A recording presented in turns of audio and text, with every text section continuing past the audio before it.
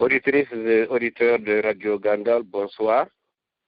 Et nous vous saluons et vous souhaitons la bienvenue à l'écoute de l'émission en langue française, celle d'aujourd'hui de la Commission centrale de Port-Alfi Bantal Fouta-Jalon sur l'histoire récente de notre pays. L'émission d'aujourd'hui va porter sur une figure importante de la lutte pour l'indépendance de notre pays. Il s'agit de Bari Ibrahima dit Bari III. Comme nous le faisons toujours, l'émission est préparée et sera présentée par notre collègue, M. Bassir Ba.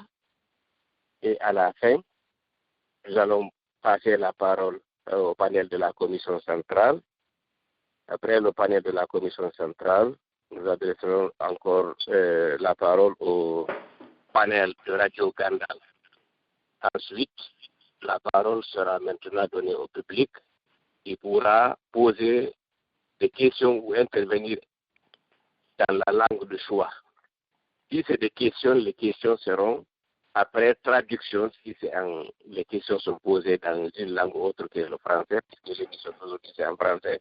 L'émission après la traduction, les questions après la traduction seront adressées à quelqu'un pour la réponse. Donc, M. Bassir, si vous nous écoutez, sans tarder, nous vous passons la parole. Eh bien, merci beaucoup, M. Abdraman, pour cette introduction et bienvenue à tous nos auditeurs. Nos remerciements vont encore une fois au staff de Fréquence Gandal pour leur disponibilité, ainsi qu'au staff au panel de Port-Alfi Bantal, la Commission centrale, et à tous ceux qui nous écoutent à travers le monde et dont les feedbacks sont très encourageants dans l'étude même artisanale de l'histoire de notre pays. Comme l'a indiqué M. Abdraman Bari, aujourd'hui on va parler d'une personnalité très bien connue dans notre histoire qui, malgré sa vie courte à laquelle dont le PDG s'est chargé de mettre fin prématurément, reste une empreinte très profonde dans notre mémoire collective. Il s'agit de Bari III, un personnage presque mythique dont beaucoup de gens ont entendu parler pour sa rigueur, sa droiture, et dont je crois beaucoup de personnes n'ont pas de détails sur la vie. Et aujourd'hui, nous nous attachons à présenter l'homme dans sa complexité et surtout pour asseoir un peu donner des faits et des données sur sa vie pour asseoir encore plus sa place dans notre histoire. Donc, Bari III est un personnage réputé pour sa droiture, sur laquelle on reviendra sur des témoignages, par des témoignages de personnes qui l'ont connu. Et je suis sûr que dans notre panel, il y a des gens qui l'ont côtoyé, qui nous donneront un éclairage encore plus particulier sur l'homme, qui l'ont connu ou qui l'ont côtoyé, même s'ils étaient jeunes. Personnellement, j'ai eu la chance de le rencontrer, j'avais 13 ans, je l'ai vu dans sa maison à Matam, j'étais chez mon frère, et l'image que j'ai de lui, j'étais très petit, d'un homme très grand, avec un charisme inégalable, me restera toujours dans la tête. Et apprenant sa mort, ne fut que d'autant plus tragique dans ma mémoire de jeune garçon quand il fut exécuté. Pour revenir à Bari III, son vrai nom c'est Bari Ibrahima. Il est né en juin 1924 à Bantinghe-Lapita, et il fut assassiné par pendaison le 25 janvier 1971 à Conakry. Bari III, c'est un Sédianké issu d'une famille aristocratique qui n'est pas à présenter dans le contexte de notre histoire guinéenne. Son père était chef de canton. Et après l'école primaire, il fréquenta l'école William Ponty, qui était à son époque, l'époque de l'enseignement supérieur pour tous les élèves méritants. Il termina ses études à l'âge de 20 ans, en 1944. Et dès qu'il termina ses études, il voulut rentrer en Guinée. Et ça, c'est une caractéristique de Barry III, son attachement à son pays et à sa famille, sur laquelle nous reviendrons encore davantage. Donc, ayant terminé ses études, il demande à être affecté en Guinée, dont il était originaire. On sait qu'à l'époque, la coutume de l'administration était d'affecter les gens dans des régions étrangères à la leur pour qu'ils puissent connaître l'Afrique, les colonies africaines dans leur ampleur. Mais Barry III demanda à être affecté et on a reçu une lettre de ses enfants qui indique clairement jusqu'où Barry III était estimé par ses propres employés et par ses propres professeurs. Quand il demanda à être affecté en Guinée lorsqu'il venait de commencer à travailler, l'avis de son patron français lit comme suit.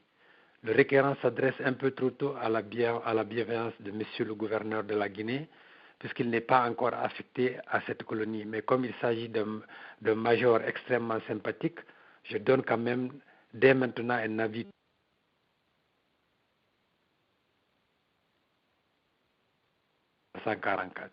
Donc ça montre déjà à ce jeune âge, commençant tout juste à travailler, comment il avait déjà l'estime de ses supérieurs. Il est dit aussi que après avoir terminé William Ponty, il continua des études en France à Montpellier. C'est pas il est dit, il l'a effectivement fait, mais on n'a pas eu de données précises quelle université effectivement il fréquenta. Certains disent qu'il fréquenta l'école des impôts et il revint en 1952, c'est-à-dire 8 ans plus tard, il fut nommé comme cadre supérieur de l'administration française d'outre-mer au service des impôts, comme inspecteur des contributions directes. Et d'autres disent qu'il fréquenta aussi l'université de Paris, mais ça n'a jamais été confirmé. On sait que c'est à Montpellier, à l'université de Montpellier, qu'il commence à militer à la SFIO. La SFIO, c'est la section française de l'Internationale ouvrière. Cette section, c'était le parti, l'embryon de ce que deviendra plus tard le Parti socialiste. Donc, lorsqu'il était étudiant, Barry III milite comme étudiant socialiste, comme militant socialiste dans cette section. Et à son retour en Guinée en 1954, il se lance dans la politique comme fondateur de l'Internationale socialiste. Et il est dit aussi qu'il exerça le métier d'avocat. Donc voilà en gros le parcours préliminaire de l'homme et on ne sait pas, on n'a pas eu beaucoup de données sur le métier qu'il exerça quand il retourna en Guinée en 1944 et la période qui suivit de 1944 à 1952 quand il retourna en France pour terminer ses études à l'université de Montpellier. Mais s'il y a des personnes qui ont des données, nous sommes réellement preneurs et nous serons tous à l'écoute. Donc après, comme on l'a dit, quand il retourna en 1954, il créa la démocratie socialiste de Guinée avec le militant politique français Jean-Paul Alata. La DSI était affiliée à la section française de l'Internationale ouvrière, la SFIO. Et dès le départ, dès sa création, la DGC se marqua par son caractère progressiste et de gauche. Il était très critique des abus du pouvoir colonial et des chefs de canton. Et on sait que c'est cette année, à son retour en Guinée, que Diallo Yassine mourut, donc il y eut une élection partielle pour le remplacer. Barry III se présenta en même temps comme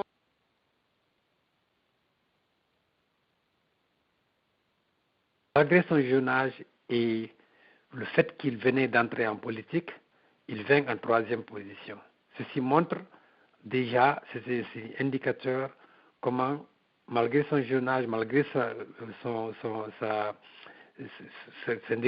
expérience en politique encore limitée, il avait déjà l'estime et la considération de beaucoup de Guinéens du fait de son caractère. Il obtint il vint en 3e place. En 1956, il se présenta encore aux législatives et il obtint 10% des voix, malgré le fait que entre septembre et novembre, il était, en 1955, il vivait à Dakar du fait de son métier, de sa fonction administrative. En 1957, quand même, il obtient aux élections territoriales, son parti obtient 3 sièges, lui-même est élu comme conseiller de Pita. Pour revenir un peu à son parti, qui est caractéristique, la DGC avait des positions très radicales contre le colonialisme et la chefferie, comme on l'a indiqué. Elle dénonçait la chefferie qu'il accusait de brutalité, d'extorsion et de pillage. Cette rhétorique anti-chefferie valut à Baritroa la défaveur de certains chefs du Fouta Djallon. Et les propagandistes du PDG indiquent jusqu'à présent qu'ils tentent de présenter Baritroa comme un petit Sékou Touré. Et on verra dans la suite que ce n'est pas le cas. Baritroa était un militant progressiste qui n'avait rien à voir avec l'opportuniste et l'agitateur que fut Sékou Touré du PDG. Mais vu que la revendication d'un côté syndicaliste du PDG et de l'autre politique de la délégation socialiste de Guinée, eh bien, les gens ont tendance, le PDG s'est employé plutôt à créer une confusion en disant que Baritroa, c'était le petit Sili. Mais c'est du fait que Baritroa était militant anticolonialiste et que Sékou Touré utilisait la rhétorique anticolonialiste pour se positionner dans sa carrière. Il faut bien qu'on fasse très très attention à ces nuances parce que c'est grâce à ces nuances-là que les militants du PDG sèment la confusion en disant que, en présentant Sékou Touré comme le grand Sili et Baritroa comme le petit Sili, comme si c'était un gars qui était à la solde de Sékou Touré. Il faut qu'on fasse très attention à ces nuances historiques parce qu'elles sont d'une importance capitale. Il faut qu'on comprenne que la DGC avait été créée indépendamment du PDG, qu'elle avait sa ligne de conduite qui était anticoloniale, progressiste et socialiste.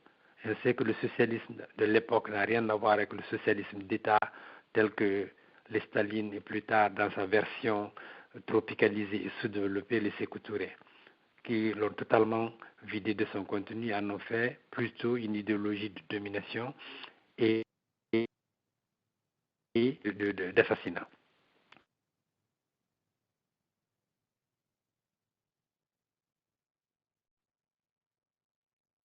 Pour bien positionner la ligne anti en Guinée,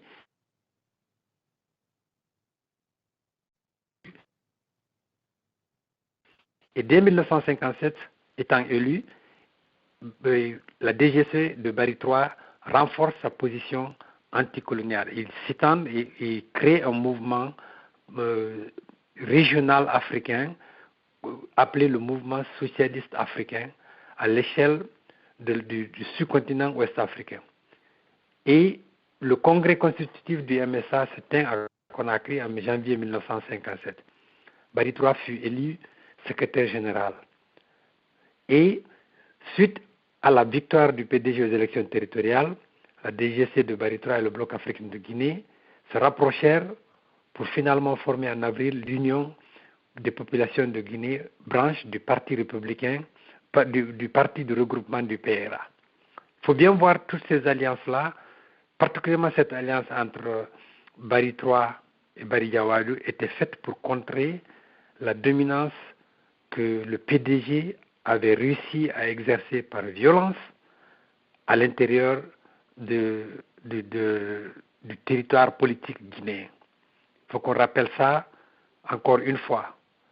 Grâce à la connivence du gouverneur général dont Sékou Touré était l'amant homosexuel, pour ne pas dire la prostituée homosexuelle, le prostitué homosexuel, le PDG fit régner entre 1954 et 1950 une terreur qui emporta des dizaines, des milliers de Guinéens et qui se solda par des blessures et des destructions de domiciles et de biens. Face à cette menace, Baritroa et Bariyawadou ainsi que d'autres personnes qui voyaient le danger que représentait le PDG s'unir pour constituer le PRA. Et ce regroupement, le PDG s'attachera après à le présenter comme un regroupement purement ethnique, alors qu'il n'en est absolument rien. C'était plus une tentative de résistance à la violence que le PDG exerçait à tout va. Et ça, c'est une violence qui est documentée. On en a parlé ici, on continuera à en parler parce qu'elle explique l'ascension de Sékou Touré, qui elle-même est basée sur la complicité de Cornut Gentille. Point à répéter et à bien retenir. Donc, le PRA, lui aussi, sera très, très engagé pour l'indépendance et le développement économique. Ça aussi, il faut qu'on le contre parce que la ligne décrite par le PDG, c'est une ligne manichéenne et simpliste qui consiste à dire que le BAG, dont Barry Yawadou était le président, le leader, était un parti conservateur et qu'il s'est uni par des affinités ethniques à Barry III pour contrer la ligne progressiste du PDG. Il n'en est absolument rien. Le PRA, qui est issu de l'union de la DGSE et du BAG, se sont positionnés très tôt, beaucoup plus tôt, pour l'indépendance de la Guinée et de la région ouest-africaine en tant que membre du mouvement socialiste africain, beaucoup plus tôt que le PDG, qui était un parti populiste et revendicateur. Il faut qu'on arrive à bien faire comprendre à tous ceux qui nous écoutent, à tous ceux qui lisent, ces points extrêmement importants qui ont été obscurcis volontairement par l'idéologie et la propagande du PDG. Il se trouve encore des intellectuels étrangers, et on en a parlé la fois dernière, en relatant le livre sur la violence politique, qui véhiculent l'idée que ces partis étaient des partis conservateurs soutenus par les chefs de canton, qu'ils étaient pour le colonialisme. Et on voit encore des jeunes sortir ça sur des commentaires simplistes et mal informés, et il nous appartient à nous tous de leur montrer que c'est une erreur. C'est une erreur qui est due à une propagande férocement et adroitement montée et au manque de documentation sur cette période que nous cherchons à combler à travers ces émissions. Mais quand on dit manque de documentation, ça ne veut pas dire qu'il n'existe pas, mais les gens ne font pas l'effort pour aller les fouiller et démontrer que Sékou Touré et son mensonge visaient uniquement à avoir le pouvoir absolu, comme l'ont compris les colons. Il y a des documents, il y a des lettres, il y a des échanges qui montrent que les colons étaient, et même des gens du RDA, étaient totalement désabusés par la férocité que Sékou Touré exerçait sur la scène politique guinéenne, sur le paysage politique guinéen. On se rappelle, on a relaté ici, que le RDA a envoyé Ouezen Coulibaly pour dire à Sékou Touré qu'il n'a pas besoin de faire tant de violence, il est déjà majoritaire. Le gouverneur des colonies lui a dit que c'est dommage qu'il ne puisse pas se réfréner. Donc voilà des points extrêmement importants pour qu'on arrête encore une fois de victimiser les victimes, de ceux qui seront victimes de Sékou Touré. On les accuse de complicité, on les accuse de négligence, alors qu'ils avaient en face une machine répressive à laquelle ils ont essayé de résister, et en faisant une union, même si c'était en 1957, et en revendiquant l'indépendance parce qu'ils y croyaient fermement, contrairement au RDA, pour qui l'indépendance sera une option tardive et après une excuse pour éliminer tous ses adversaires en obscurcissant notre histoire. Il n'y a rien de plus criminel dans l'histoire des peuples que des gens qui mettent l'histoire dans les poubelles des mensonges. Il faut qu'on y résiste de la façon la plus vigoureuse. Ce n'est pas une discussion simple de salon qu'on est en train de tenir. On est en train d'éclairer notre histoire pour dépouiller un à un les mensonges du PDG. Donc voilà pour ce qui est des options du PRA, du mouvement socialiste africain et de la fusion du BAG que le PDG a décrit comme un parti féodal et dont on a rappelé que le leader avait même refusé, rendu sa nationalité française et refusé sa pension d'ancien combattant de l'armée française. En tout état de cause, et dans la même ligne, pour montrer jusqu'où Barry III et ses compagnons croyaient à l'indépendance, ils acceptèrent, malgré la férocité dont ils connaissaient l'intensité du RDA, à dire que bon, on a un adversaire commun qui était le colonialisme. Cet adversaire ayant donné l'option de retrouver l'indépendance, on peut, en tant qu'Africains, désormais s'unir, en tant que peuple dominé, désormais s'unir et travailler pour relever le défi du développement qui a été une de leurs options favorites, une des options favorites du PRA. Le PRA, dans son discours, parlait toujours de développement économique et d'indépendance. C'est ainsi que, en 1900, après le référendum, après que De Gaulle est venu proposer le référendum, aux Guinéens, le BAG, le PRA, dont les composantes principales étaient le BAG et la DSG, appelèrent massivement à voter pour l'indépendance. Un autre point qu'il faudra bien éclaircir et démontrer clairement aux gens qui continuent à véhiculer l'idée que Sékou Touré était le champion de l'indépendance et que le Fouta Djallon, qui était le bastion principal et naturel du PRA, n'avait pas voté, leur démontrer clairement que c'est faux. Le Fouta représente 40% de la population. Et le vote l'a emporté par 91%.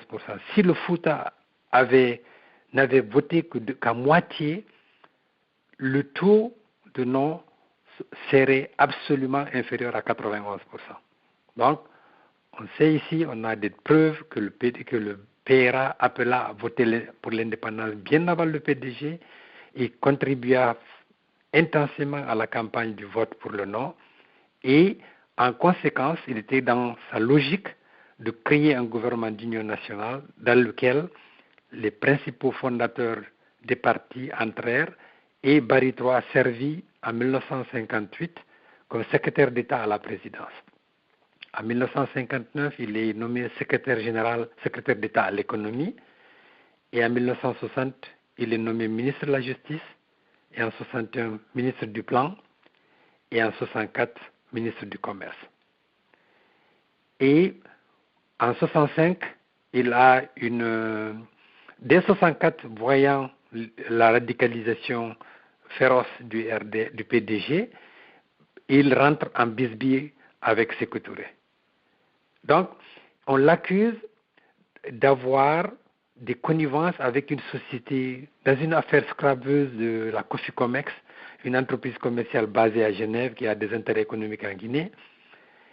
Et Barry III sera accusé d'avoir collaboré avec cette société en tant que membre du gouvernement et d'avoir des conflits d'intérêts. Alors, il sera enlevé du gouvernement, mais qu'à cela ne tienne, de 1965 à 1969, il reste comme simple citoyen en Guinée et toujours dans la logique et dans l'optique de travailler pour son pays, il s'occupe de ses affaires et il fait sa traversée du désert en continuant à dispenser des cours comme professeur en droit à l'École supérieure d'administration de l'Institut polytechnique de Conakry. Sékou Touré, voyant que ça ne lui faisait ni chaud ni froid d'être membre du gouvernement, en 1969, le rappela encore. Toujours dans l'optique, animé lui dans l'optique de travailler pour la Guinée, comme il l'avait démontré, et en 1969, il devient secrétaire d'État au contrôle financier. Toujours dans l'optique d'aider les gens et la Guinée.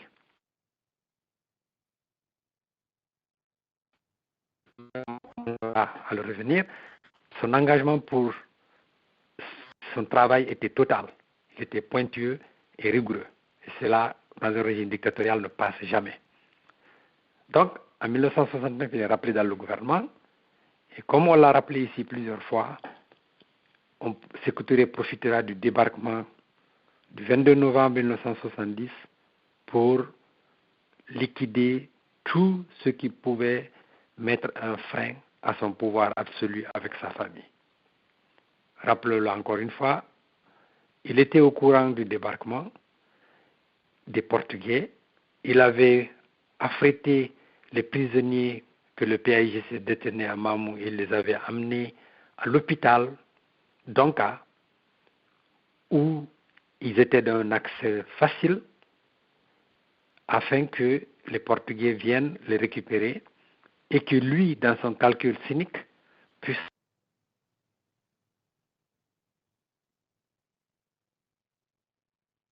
en idée. Et ce plan, lui, à merveille.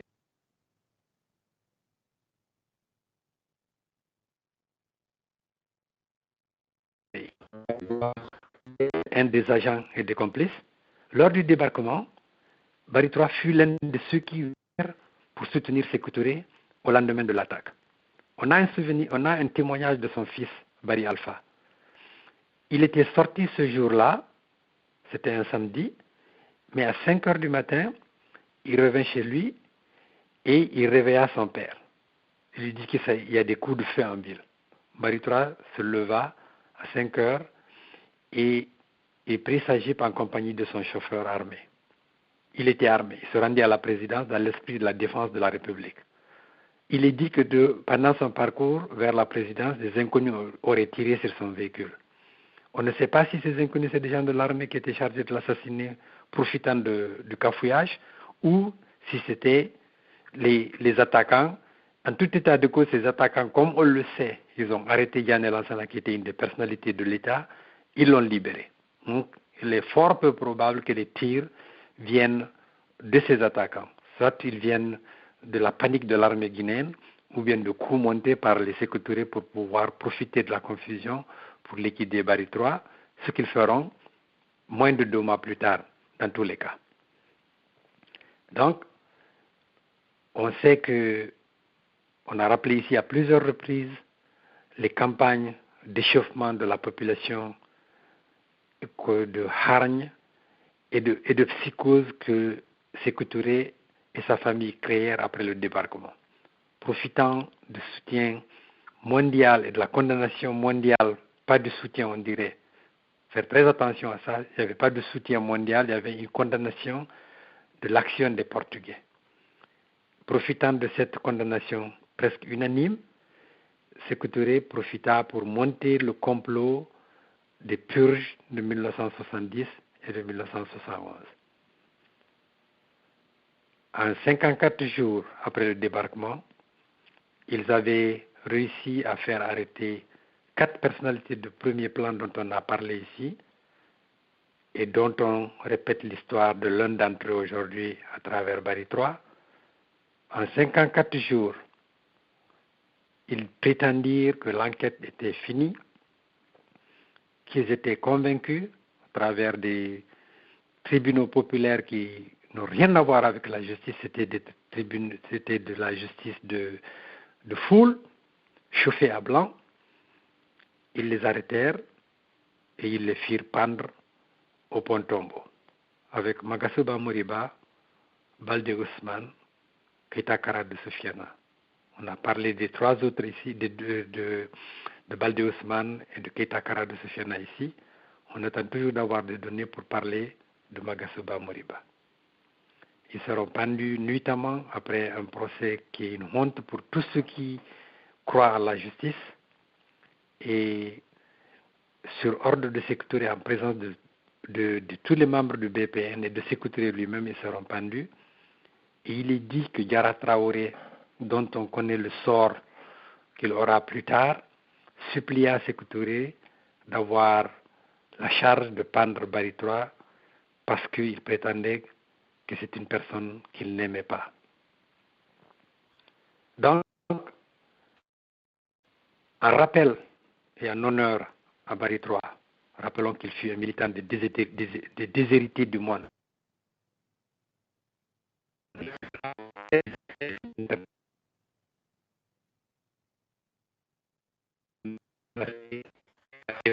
En faveur des opprimés. Bien qu'issu des déshérités, un leader politique promoteur de la démocratie et des transformations sociales et un cadre rigoureux et engagé pour le développement de son pays.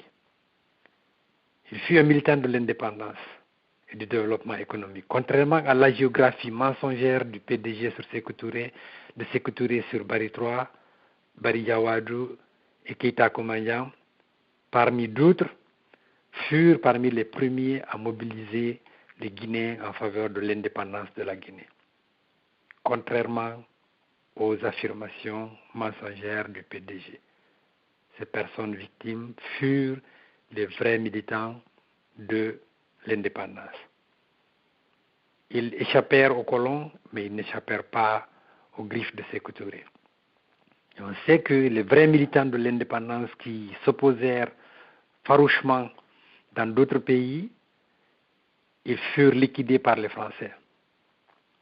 On peut parler de Oumniobé, on peut parler de Yibo Bakari, on peut parler de Ouezen Koulibaly.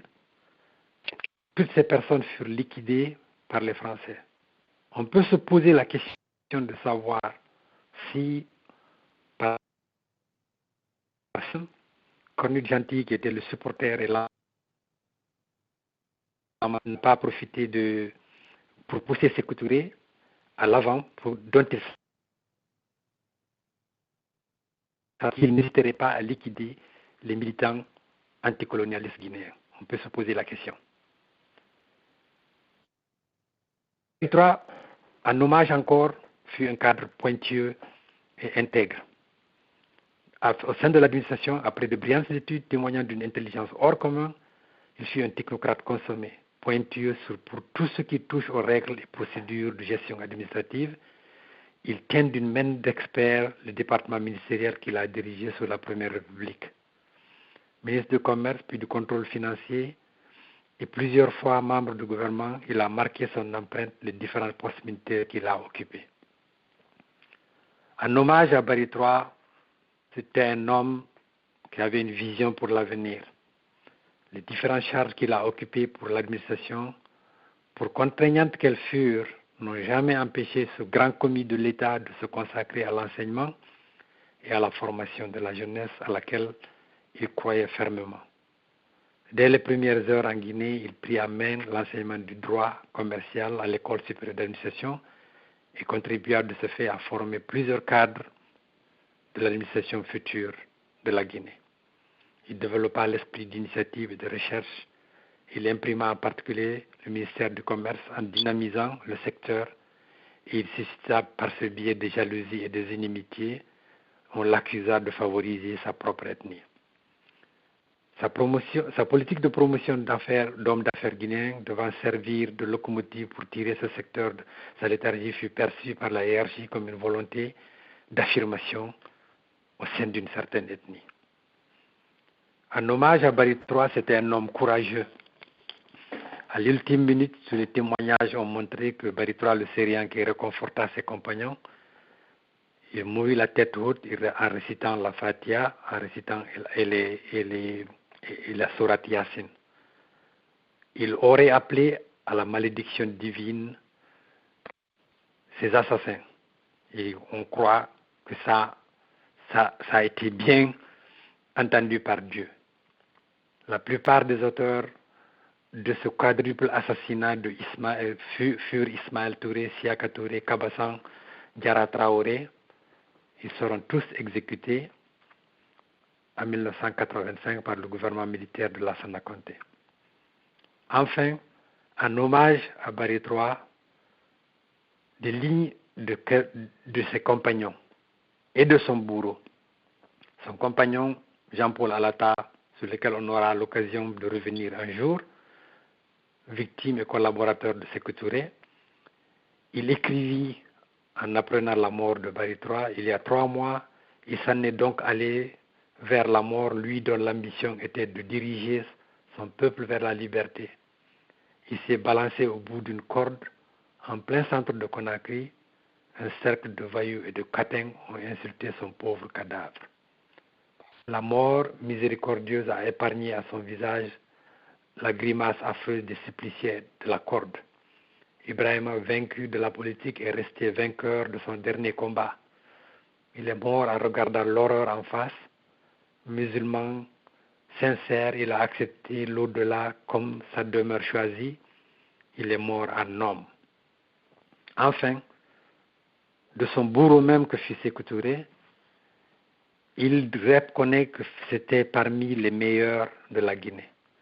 Et comme il savait le faire, il pouvait vanter les hommes pour pouvoir s'attirer leur avantage jusqu'à ce qu'ils puissent disposer d'eux.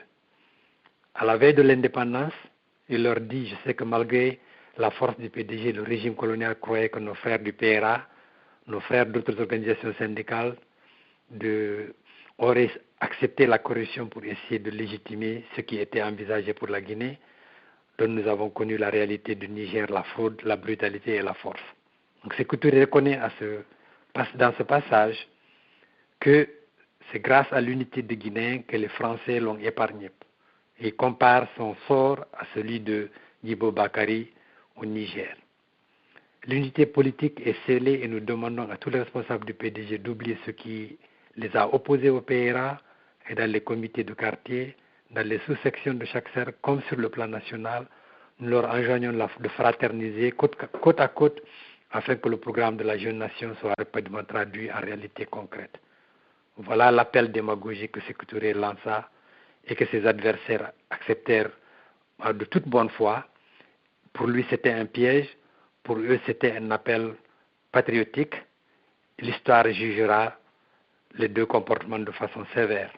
Et nous savons de quel côté réside la vérité et la justice. Je joins ma voix pour rendre un vibrant hommage à ce grand homme et appeler les Guinéens à ne jamais les oublier. Ils sont morts pour notre patrie et notre patrie les reconnaîtra comme tels. Nous prions au grand Dieu de leur accorder la paix éternelle et de nous donner la force de les réhabiliter. Je vous remercie. Merci, M. Ba, pour le brillant exposé. Alors, nous allons maintenant donner la parole à M. Lamine Diallo de la Commission centrale pour sa contribution. M. Diallo, si vous nous entendez, on vous passe la parole. Oui, je vous entends très bien. Merci Bachir pour cet exposé très brillant sur la vie de Barry III et sa fin tragique. Donc merci aussi Fréquence d'Andal comme toujours. Je salue les auditeurs de la radio.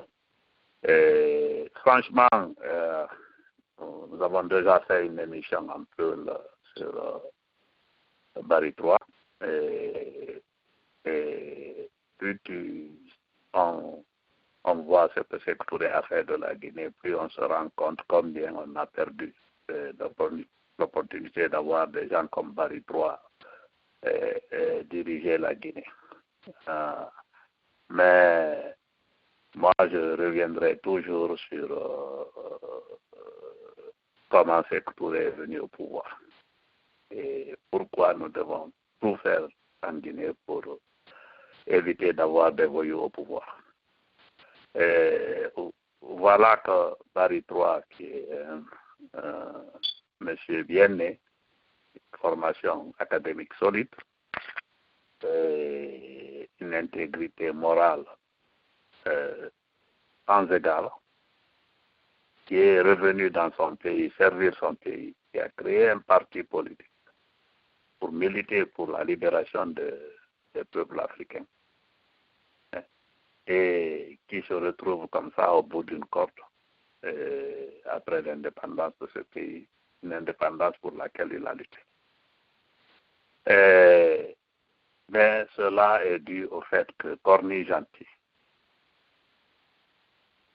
qui est le gouverneur général de l'AOF et qui ne voulait pas entendre parler d'indépendance, du territoire guinéen, a encouragé et favorisé l'ascension de Sékou Touré au pouvoir, en pensant qu'avec ce monsieur qui était limité, une formation académique limitée, il aurait pu contrôler cette personne et écarter les Africains de valeur, les Guinéens de valeur qui eux, parlaient d'indépendance. Et on a toujours souligné ici le cas de tous ces intellectuels de la période coloniale que Cornille Gentil a chassé de la Guinée. Il l'a écarté de même pour faire, on a parlé, m'a dit ici qu'il a, au sein du PDG, il a affecté Madera Keita, qui était le secrétaire général du PDG. Il l'a affecté en dehors de la Guinée. Il l'a affecté Seyfoulaye au Niger. Et Amara Souma, qui avait pris la tête du PDG, il l'a forcé à abandonner la direction du PDG. Et finalement, Sékou Touré, il a ouvert la porte à Sékou Touré pour qu'il prenne le pouvoir. On sait très bien ici, on a eu le témoignage de Ladi Colombe ici et de personnes qui connaissaient cette période qu'en 1954, après la mort de Yacine Diallo, et Cornille Gentil voulait à tout prix que ce soit Sékou Touré qui remplacera Yacine Diallo.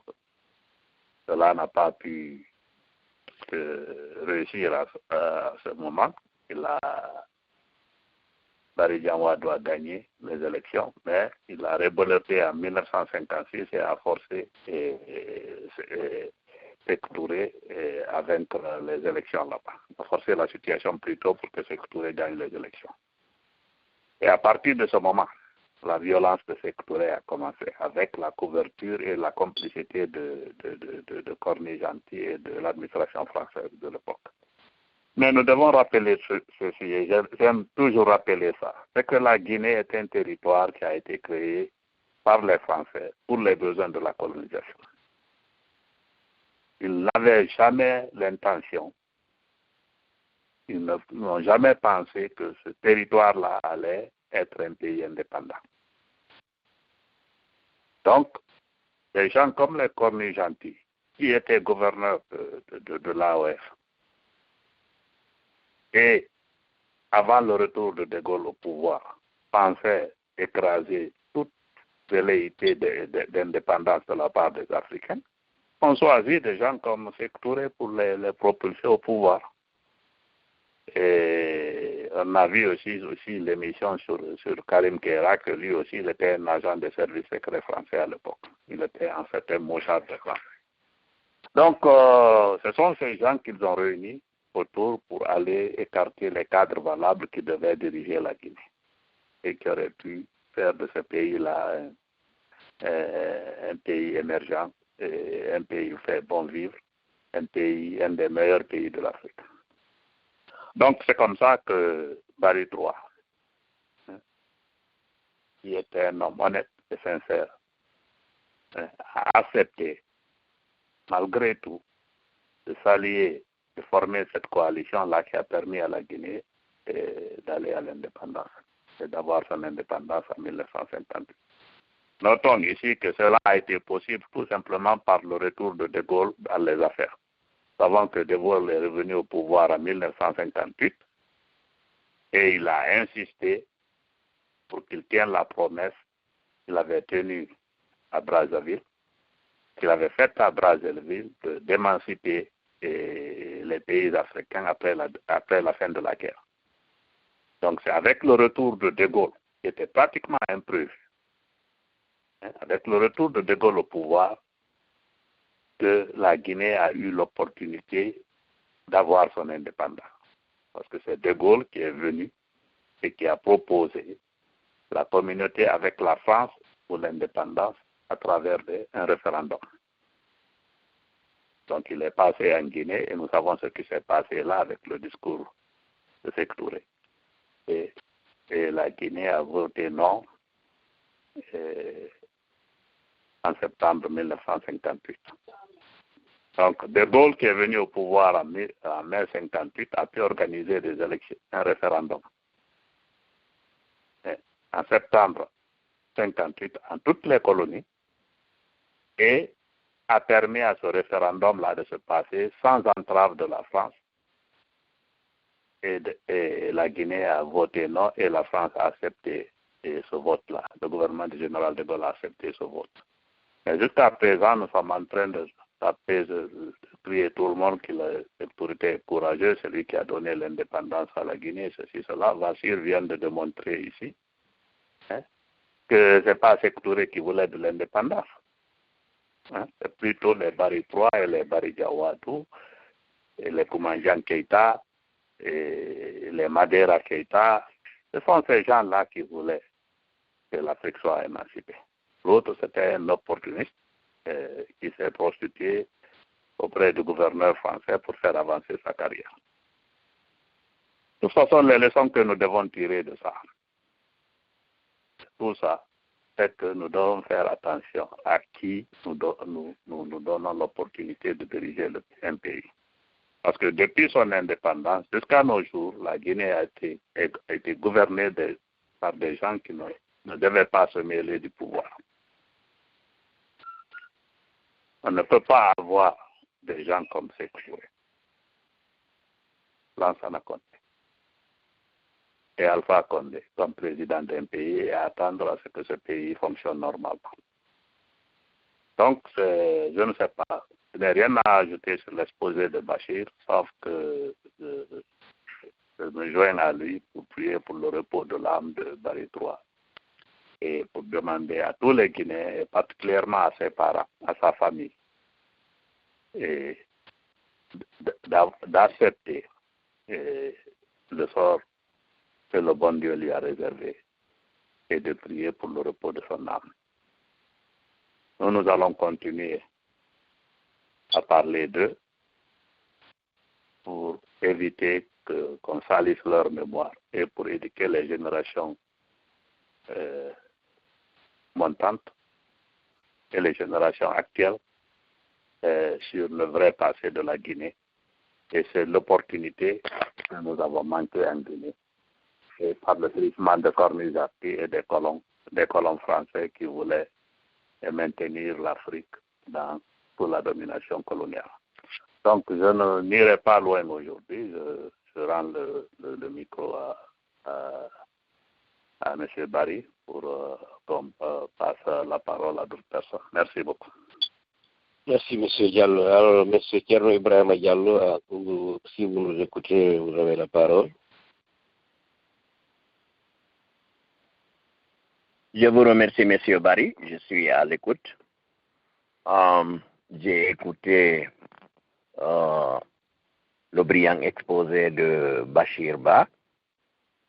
Et c'est vraiment dommage que des cadres de cette compétence puissent finir de la sorte. C'est vraiment dommage. C'est dommage aussi pour mon pays, la République de Guinée, connue pour avoir eu des très bons cadres et des gens très engagés pour la dignité et l'indépendance de ce pays et qui finissent tous d'être éliminés un à un par ce bourreau, Sékou Touré. Il avait le complexe, il n'osait pas les regarder en face parce qu'il sait que sa fonction, il ne la méritait pas devant les gens-là. C'est la raison pour laquelle il les a éliminés de cette façon. En ce qui concerne Barry III, je connais l'homme. Bien entendu, j'étais très jeune, je ne l'approchais pas très très bien, mais je connaissais sa personne et que particulièrement le jour qu'il a été pendu au pont de 8 novembre, ce jour-là, j'étais encore au lycée technique de Conakry, qu'on appelle au dernier moment, on appelait le lycée des août. Bon, j'étais de la même promotion que Alpha, son fils, le fils de Barry III. Et nous étions autour du mât, en train de monter les couleurs, quand quelqu'un a crié que les baritrois sont pendus au palais du peuple. Voilà ce que quelqu'un nous a dit. Alors, après la montée des couleurs, les autorités du lycée nous ont dit que nous sommes libres d'aller voir ce qui s'est passé. Mais moi, dans mon esprit, je pensais que on partait les trouver qu'ils étaient là, exposés, qu'ils étaient vivants. C'est-à-dire, c'est ce que moi je croyais parce que je ne pouvais pas imaginer qu'on pouvait tuer un homme de cette manière. Donc nous avons marché, nous avons passé devant le bloc des professeurs et nous avons traversé Donka, nous avons pris l'autoroute et nous avons marché, nous sommes allés vers 8 novembre, en groupe. Et le groupe s'agrandissait au fur et à mesure qu'on avançait. Arrivé au pont, j'ai vu les pieds de ces 4 qui ont été pendus là-bas, leurs pieds qui flottaient en l'air. Et j'ai regardé en haut, j'ai trouvé qu'il y a des cordes autour de leur cou. Je n'ai jamais perdu cette mémoire, cette image horrible. De jour en jour, je me rappelle de ça comme si c'était hier. Alors, on a vu les gens, les badauds qui venaient se jouer avec les corps de ces hauts cadres. Il y a quelqu'un qui nous dit que, ça c'est Baritroa. Parce que lui, il connaissait Baritroa, il dit que ça c'est Baritroa, ça. L'autre dit que ça c'est Keita Kara de Soufiana. Il y a un qui dit que ça c'est Balde Ousmane. Balde Ousmane, lui, il était habillé en complet. Et il avait des chaussures et des souliers bien attachés, et un complet très bien chaussé, et que et il y avait Magasoba Moriba. Donc, pourquoi des horreurs pareilles? Pourquoi avoir le goût de torturer et de tuer des individus comme ça? Ce n'est que Sékou et ses compagnons qui peuvent avoir de telles choses. Et sauf, par exemple, j'ai entendu parler de Staline, que Staline aussi était un criminel. Il faisait de telles choses en Union soviétique. C'est incroyable. Des gens avec lesquels tu as travaillé, des gens dont tu connais les parents, l'origine, et que tu te permets de les éliminer de cette façon. Bon, malheureusement, il y a certains de nos compatriotes qui sont encore très naïfs et qui n'arrivent pas à comprendre la situation, qui croient que les mensonges que les gens là, Sékou Touré et ses compagnons, et les supporters de ces équipes, c'est qu'ils propageaient que c'était vrai que les gens là ont fait des complots. C'est pendant qu'ils aient fait des complots, même si c'était vrai qu'ils aient fait des complots, qu'ils ont organisé des complots, mais on a vu un homme qui a tiré sur Ronald Reagan à Washington. Il a fait sortir son fusil, il a tiré directement dans le ventre, il a vidé son chargeur dans le ventre du président Reagan. Cet homme a été mis en prison ici. Le président a été sauvé parce que il y a des très bons médecins qui se sont occupés de lui. Il a été sauvé et que le type a été mis en prison tout simplement. Et plus tard, il a été relâché. Donc, nos compatriotes, principalement certains jeunes de notre époque, qui pensent que c'est vrai, que ces complots étaient réels. Alors que c'est tout à fait le contraire. C'est les victimes ont été accusés de complot, cependant que c'est Sékou qui a fomenté les complots contre eux pour les éliminer, tout simplement. Il y a encore des individus, des gens qui se posent la question, pourquoi les Bari Diawado, les Bari Troua, les Teli Diallo, ainsi de suite, tout ceci attendent de voir un meurt aujourd'hui et quelques années plus tard, on élimine un autre.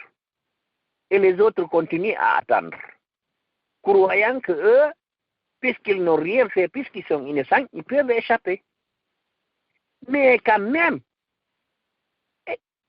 c'est-à-dire les questions que les gens se posent, pourquoi n'ont-ils jamais cru que cet homme pouvait les avoir et leur passer et qu'ils pouvaient passer au même sort que leurs collègues.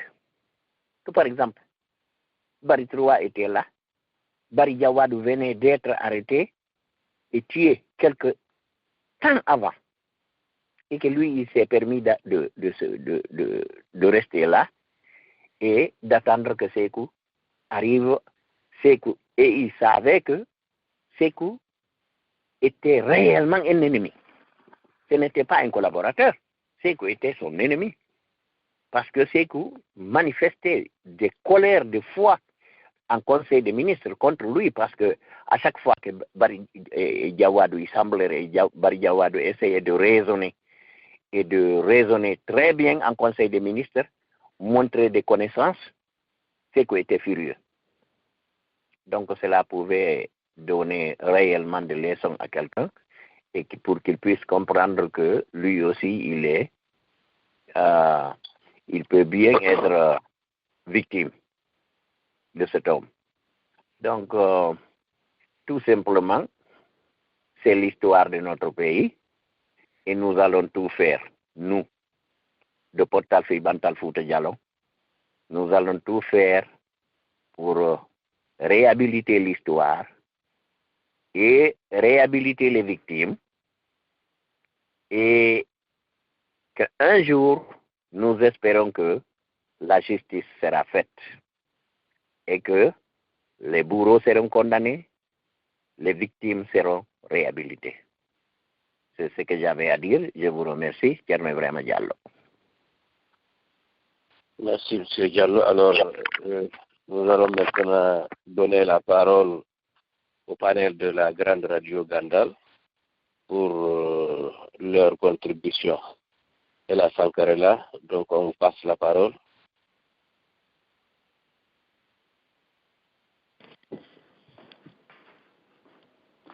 Je pense que moi, je n'ai pas grand-chose à dire. Tout a été dit. Il y a un descendant ici, je ne sais pas si c'est pas l'âge de l'autre côté. Allô? 8078. C'est moi, Papa Ibrahima. Oui, bonsoir. Oh, 5, comme Aladji Ibrahima. Oui, Aladji Ibrahima, bismillah. Non, j'écoute, je ne l'ai pas demandé. Hein. Ah bon, vous ne voulez pas ajouter quelque chose? Non, je n'ai pas d'informations. Puisque vous êtes bien renseigné, non? Non.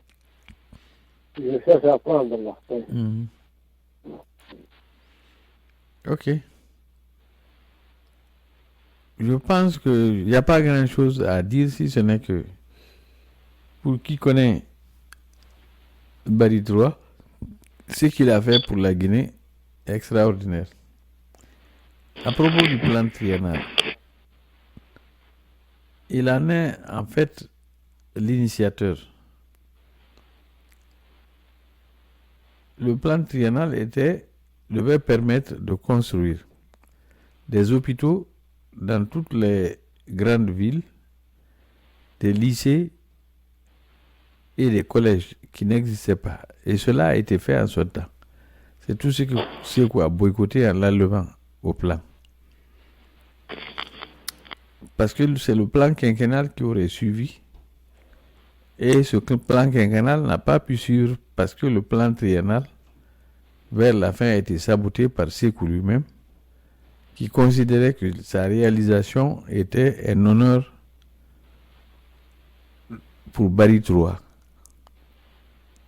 Il y a beaucoup de choses comme ça que la Guinée a perdues parce que Sékou était jaloux de ceux qui en avaient l'idée. Et tout ce qui était ses concurrents, parce que ce n'était pas ses opposants, c'était ses concurrents. Au moment avant l'indépendance, il les a éliminés. Tout ce qui appartenait au Parti socialiste ou au BAG, il les a éliminés. Si vous l'avez remarqué. Donc c'est ça que je peux ajouter. Mais Barry III était un grand bâtisseur. Il faut le reconnaître. Et il a été le premier à faire une ferme modèle dans son village, à Bantignel. La ferme existe encore, je pense que le reste de la ferme existe. C'était une ferme modèle et moderne qu'il a eu à faire avec ses bœufs et tout. Et c'était extraordinaire. Il voulait pousser tout le Fouta à faire autant, à éviter la transhumance. Mais malheureusement, tout ceci est parti à l'eau par l'élimination qu'en a faite le sanguinaire Sékou Touré. C'est ce que j'ai ajouté à ce propos. Mais je pense que il y a beaucoup de gens qui peuvent témoigner. Je ne sais pas si Elhadj Abdoulaye nous écoute, parce que c'est quelqu'un qui connaît également. Ils sont tous issus de Pita. Mais malheureusement, il n'est pas là, à l'intérieur. Je ne le vois pas. Merci, je vous rends l'antenne.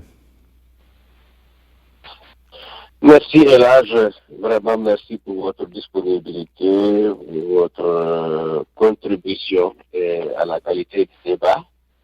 Et comme nous l'avions toujours dit, la génération de Sékou Touré pratiquement a eu le même destin.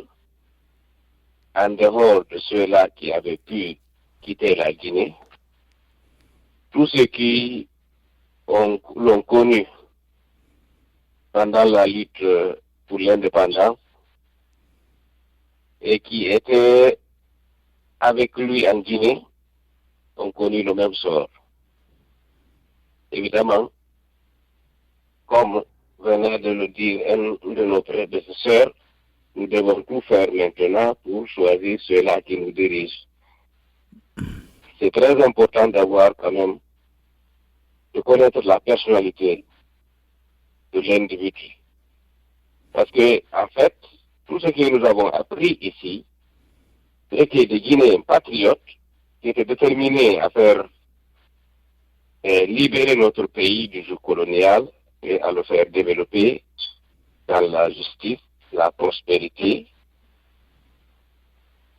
Donc, ont été piégés par quelqu'un qui ne voulait que du pouvoir personnel et qui a été aidé. Nous savons les manières par lesquelles il a pu avoir les faveurs du gouverneur Bornu Gentil. Et effectivement, ce qui explique cela. Donc, c'est à nous maintenant de faire attention et de tout faire pour que jamais ceux qui ont appartenu à une catégorie comme celle de Sékou Touré, des gens qui ont toujours passé à éliminer tout ce qui était devant eux pour accéder au pouvoir. Parce que Sékou Touré a sacrifié les hommes. Il a sacrifié le développement économique de notre pays. Il a contribué à la vraiment à faire vraiment asseoir notre pays sur le plan moral. Parce que nous savons ce que la révolution a fait de nos mœurs.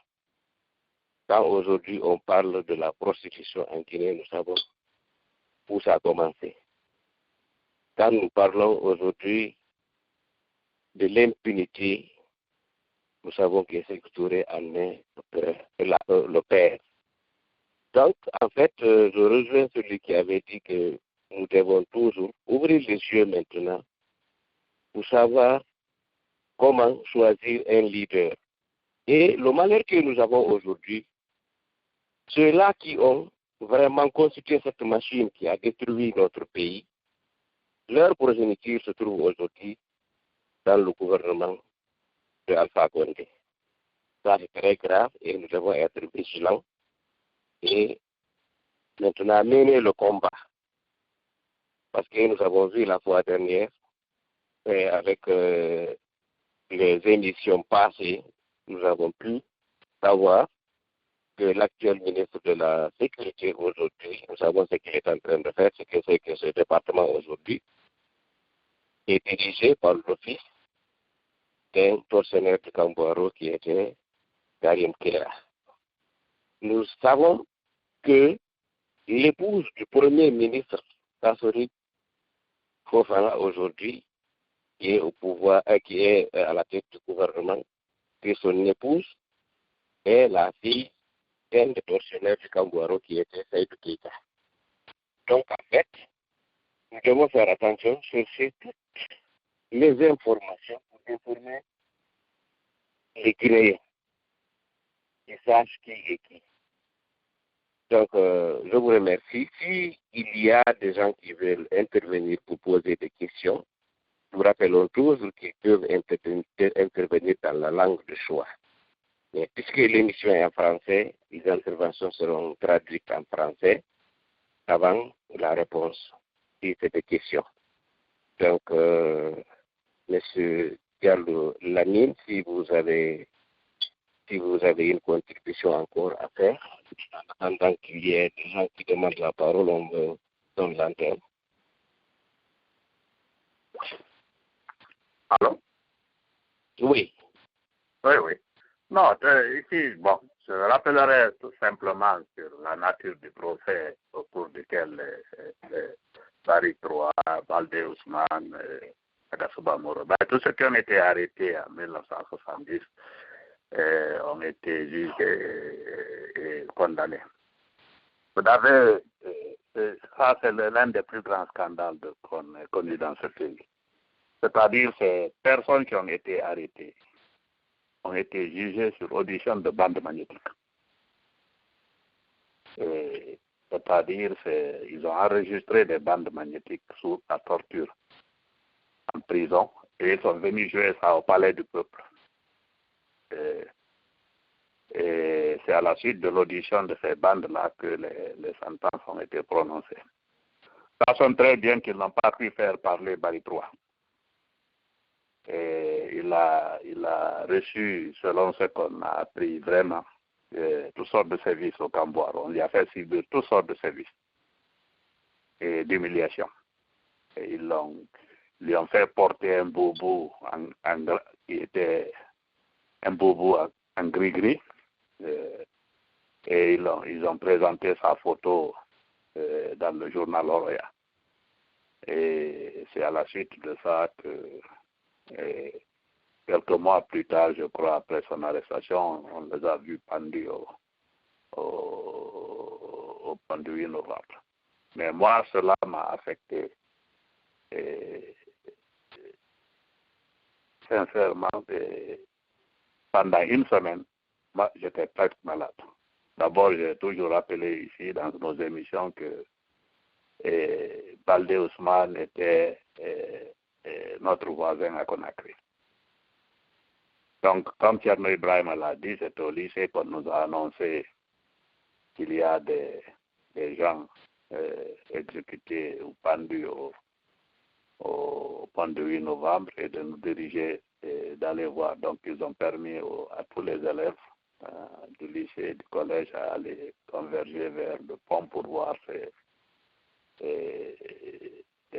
pendus. On ne savait pas. Franchement, on n'avait aucune idée sur les personnes qui étaient exécutées là-bas, mais on savait qu'il y avait tragique. On ne pouvait pas imaginer que ce qu'on allait trouver là-bas. Donc, moi, j'étais extrêmement choqué d'abord de voir le corps de mon voisin, M. Baldé Ousmane, qui je voyais pratiquement tous les jours quand il allait au travail ou quand il revenait du travail. De le voir comme ça, amaigri et suspendu à une corde. J'ai vu aussi le corps de Barry III que j'ai reconnu. Et Magasuba Morisba aussi, que je connaissais de vue. Et il était à la cité ministérielle à côté. Et bon, je n'avais jamais entendu parler de Keita Kara de Sofiana, mais c'est là-bas que j'ai entendu que c'était un policier qui était vers la gare routière, ceci, cela. De façon vulgaire, les gens le décrivaient comme ça. Bon, nous avons fait une émission ici, des émissions sur les droits. On n'a pas encore fait une émission sur Magasuba Moriba. Mais nous savons maintenant tout ce qui était Keita Kara de Sofiana, qui était Baldé Ousmane et qui était Barry III. Donc, mais le régime de Sékou Touré était un régime barbare et sauvage. Parce que rappelez-vous très bien, ces gens-là qui étaient membres du gouvernement, qui étaient des ministres, des grands cadres du pays, on les a traités en prison moins que des animaux. Parce que dès qu'on t'arrête, qu'on t'envoie au Camboiro, tu restes d'abord près de 4 jours sans manger ou boire, ou plus de 4 jours pour certaines personnes. On t'appelle comme ça. Toi, un homme un religieux impur, tu n'as pas pu faire ta toilette, tu n'as pas pu faire tes prières, tu n'as pas mangé, tu n'as pas bu. C'est comme ça qu'il te tire de cette cellule-là et qu'il t'envoie t'asseoir devant les gens comme les Ismaël qui ont devant eux de l'eau, des fruits et de la nourriture et qui mangent devant toi pendant qu'ils t'interrogent. Comme ça, c'est pour leur enlever toute dignité. C'est comme ça qu'on les a traités au Camboiro.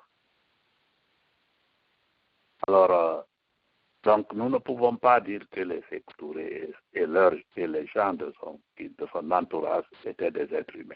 C'est des monstres. Ce sont des monstres qui se comportent comme ça envers un être humain. Nous sommes des musulmans, pour la plupart, et pour ceux qui d'entre nous sont des musulmans. Nous savons ce que c'est que jeûner toute la journée. Quand le mois de carême vient, nous savons ce que c'est que de rester du matin au soir sans boire ou manger. Nous savons comment, à la fin de la journée, nous sommes tous épuisés. Et nous le faisons à cause de notre foi. Et toi qui es musulman, parce que les Sékou Touré, les Ismaël, toutes ces personnes-là se faisaient passer pour des musulmans. Donc, ils savaient très bien ce que c'est que d'avoir faim, ce que c'est que d'avoir soif. Et qu'ils soient capables de torturer comme ça des gens qu'ils connaissaient très bien, des gens avec lesquels ils sont assis dans le même gouvernement, des gens avec lesquels leur famille côtoyait. Alors qu'ils traitent des gens comme ça. On ne peut les traiter que de monstres. Ils n'ont aucune humanité en eux. C'est ce que je veux que les gens retiennent de ce régime de Sékou Touré. Et cette violence, ce comportement monstrueux-là.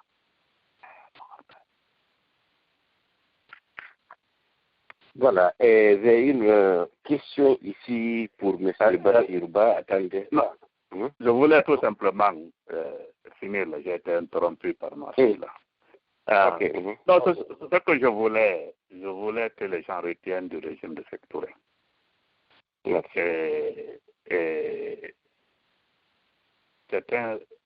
c'est cet aspect-là que nous devons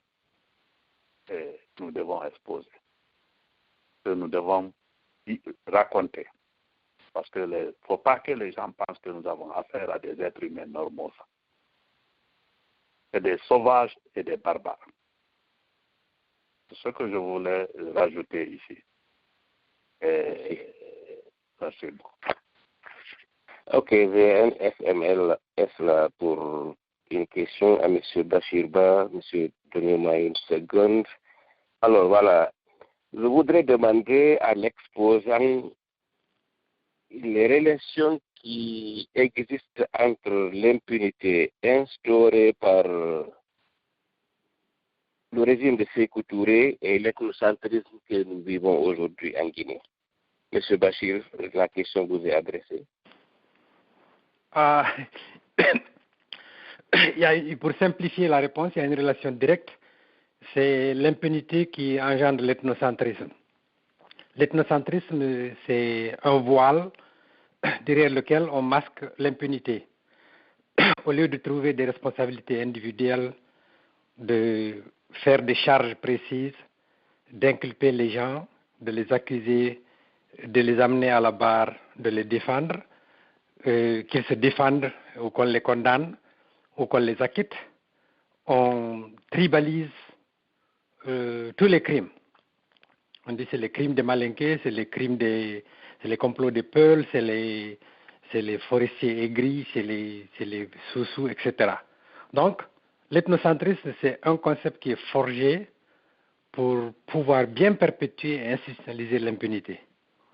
Et quiconque veut combattre cet état de fait ne doit pas faire appel à des fraternités bidons, à des réconciliations inopportunes, à des nationalismes imbéciles et idiots. Quiconque veut faire taire le voile, déchirer le voile de l'ethnocentrisme, parce que ce n'est qu'un voile, doit s'engager à fond à punir les coupables, à acquitter les vérités, à protéger les victimes, à renforcer la justice indépendante chez nous. Je vous remercie. Voilà, j'ai une autre question à l'adresse de M. Lamine Diallo. Donc, ok, voilà, je lis la question, M. Diallo, suivez. Alors, nous vous écoutons au cours des émissions parler des victimes de toutes les ethnies. Mais nous savons que l'ethnie Peul a eu plus de victimes. Pourquoi alors vous ne traitez pas d'abord, vous ne parlez pas des victimes Peul avant de venir aux victimes des autres groupes ethniques? Ça, c'est à M. Lamine Diallo. La question vous est adressée. Au niveau de... certes, c'est vrai, le régime de Sékou Touré a particulièrement ciblé les Peuls. La preuve de ça, c'est qu'il a parlé de complot Peul là-bas.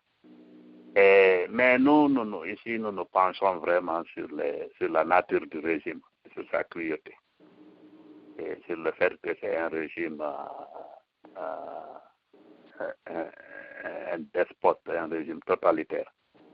Et nous avons toujours dit ici, dans nos émissions, que c'était un clan familial qui gouvernait la Guinée. Ce n'était pas une ethnie. Et que tous ceux qui se sont associés, qui se sont rapprochés de ce système, s'ils n'étaient pas de cette famille-là, ils allaient disparaître. Ils allaient devenir victimes de ce régime. Et donc, Sékou Touré, on sait très bien ici que ses opposants politiques à la période coloniale étaient des partis dirigés par des peuples. Hein, le BAG, le parti de Barry III et celui de Barry Diawado. Et c'était les deux partis politiques. Son autre opposant politique avant ça, c'était Yacine Diallo, qu'il avait considéré comme un opposant. Donc, c'est normal que sa haine contre l'ethnie Peul est compréhensible. Qui sait d'autres? Est-ce qu'il a d'autres là-bas? Parce qu'on sait comment il est venu dans ce monde. Mais nous, ici, notre devoir, ici, c'est de parler de ce régime-là et des victimes. Et nous avons parlé de toutes les victimes ici. Nous avons fait des émissions sur pratiquement des victimes de toutes les ethnies. C'est ce que nous voulons. On va construire une nation en Guinée. C'était un territoire créé par les Français. Si nous voulons en faire une nation, et nous devons, comme Bachir vient de le mentionner, en faire un état de droit, lutter contre l'impunité, responsabiliser les individus qui commettent les crimes. pas du tout accuser toute une ethnie derrière ça. Et nous n'allons pas aussi accepter que des gens commettent des crimes et qui se réfugient derrière leur ethnie. Pour dire que si tu parles de leur crime, tu n'aimes pas leur ethnie. Et cela, nous n'allons pas le tolérer. Nous n'allons pas, nous sommes sans état d'âme quand il s'agit de dire la vérité.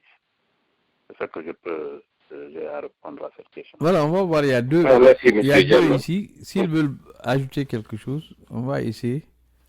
Deux personnes. Ok, allez. Mhm. Alors, 5117. Alors, là, bonsoir. Bonsoir. Ok, moi, je viens juste de prendre le train en marche. Ah, Je vous suis attentivement. Je ne connais pas tellement l'histoire de Sékou. J'ai échappé à plusieurs fois. Chaque fois que Portal fait des conférences ou des débats sur le régime de Sékou Touré, surtout sur Ousmane Baldé, qui fut l'oncle à ma maman. Donc, je n'ai vraiment pas eu l'occasion de suivre réellement parce que ça trouve que je suis au boulot. Donc, Il faut aller c'est un sur peu Internet. difficile. Bon, je voudrais peut-être compléter quelque chose lié à une question qui avait été posée par rapport à l'impunité et les relations de l'impunité à l'ethnocentrisme. Le précédent qui a répondu à la question l'a parfaitement répondu. Ce que je voudrais simplement ajouter, c'est de dire que l'impunité, c'est en fait le refus devant les autorités judiciaires d'invoquer la loi pour punir les actes qui sont censés être qualifiés et des actes illégaux commis par des personnes ou des individus, quelle qu'en soit la nature. Donc, à favoriser l'impunité au point que certaines personnes se cachent derrière leurs ethnies pour commettre des crimes, ou que certaines personnes, à travers cette impunité, puissent aller au-delà au point de pouvoir, dans leur communication, porter atteinte à l'honneur de certaines communautés. Et si, par exemple, nous prenons l'exemple qui est aussi le plus illustratif, lorsque un imam dit à Kindia que quelqu'un ne peut pas être maire à Kindia sinon que celui qui est natif de Kindia, ça c'est une impunité qui a favorisé cela. Parce que si cet imam avait été poursuivi devant les autorités et qu'on lui disait, on lui trimbalait devant la justice pour être jugé et condamné par rapport à ce qu'il a dit, ça aurait dû mettre fin à tout ce qui pourrait entraver aujourd'hui le tissu social. Donc tout cela est favorisé par l'impunité. Lorsque quelqu'un aujourd'hui se met à insulter ou à injurer toute une ethnie, et que cela ne puisse pas faire l'objet d'une action en justice, c'est l'impunité qui envoie cela. Donc, pour ne pas trop monopoliser la parole, puisque je n'ai pas suivi le tout, je voudrais peut-être un jour, je ne sais pas si Portal pourrait revenir sur l'histoire de Baldé Ousmane, dont je n'ai vraiment pas suivi. À tout moment, quand je suis à la radio, je trouve qu'ils ont fini et c'est le débat qui continue. Merci à Portal, merci à Elas. Merci beaucoup. Ouais. Ne vous en faites pas, vous avez toutes ces émissions-là sur YouTube.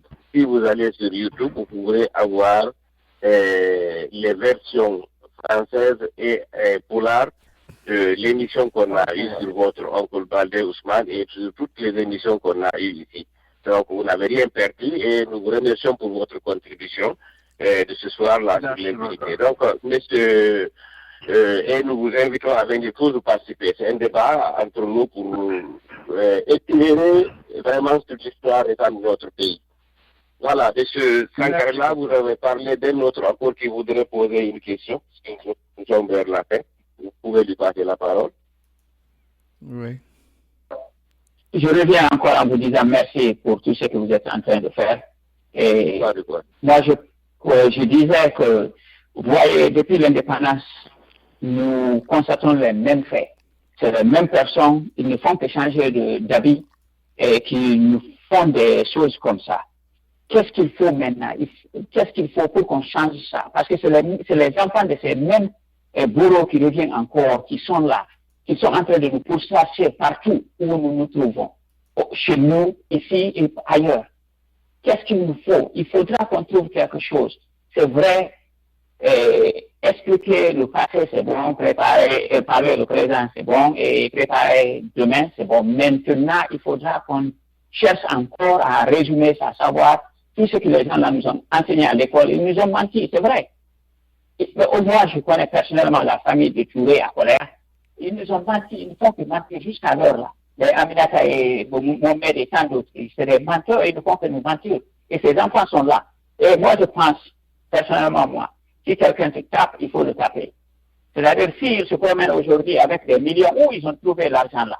C'est des gens qui sont venus au pouvoir, ils n'avaient rien. Ils ont volé. Si on ne peut pas les envoyer dans les tribunaux, il faudra qu'on réalise autrement. Je vous remercie. Merci beaucoup. Allez tous visiter sur YouTube. Il y a des débats et ça va encore continuer.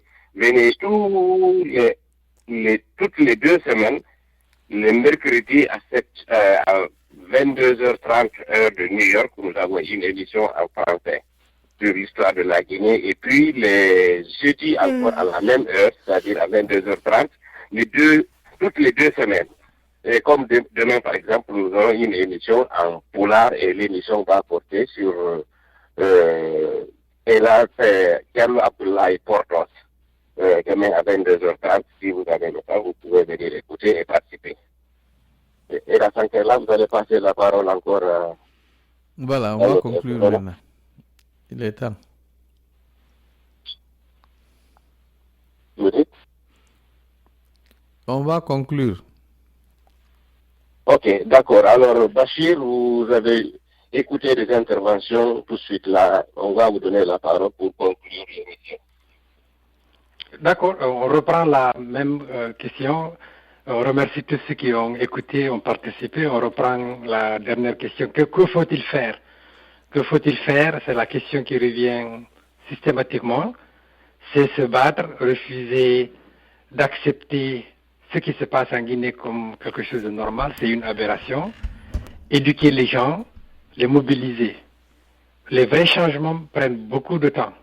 On a compris qu'il faut qu'on livre un combat sur plusieurs fronts. On a compris que l'illusion des élections est une chose qu'il faut éviter.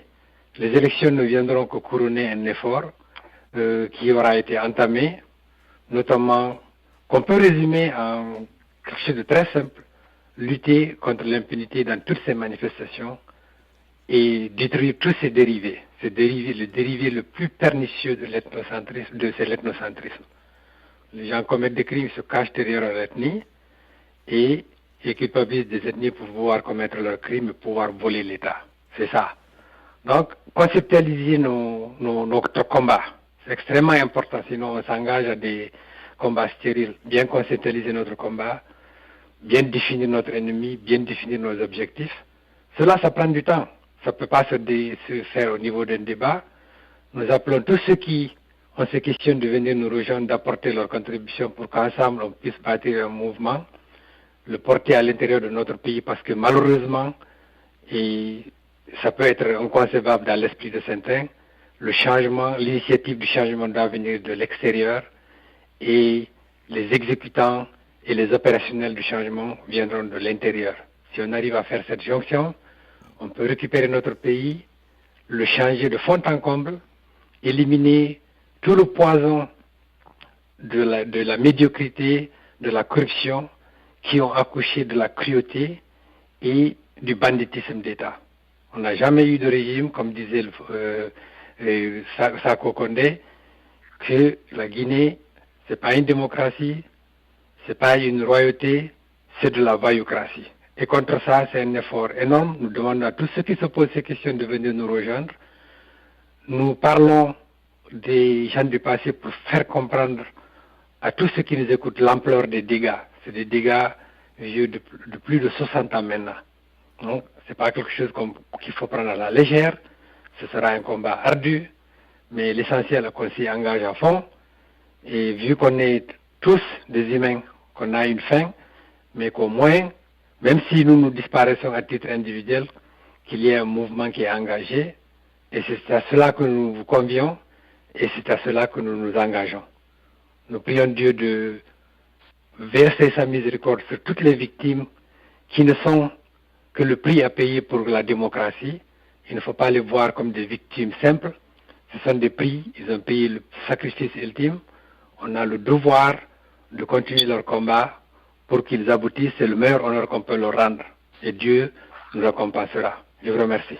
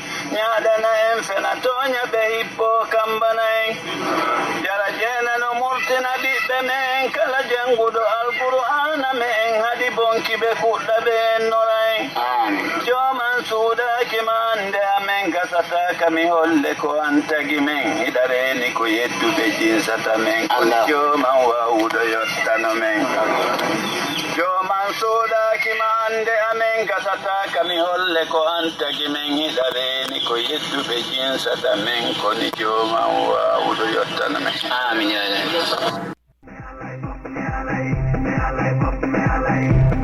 Fréquence Gandal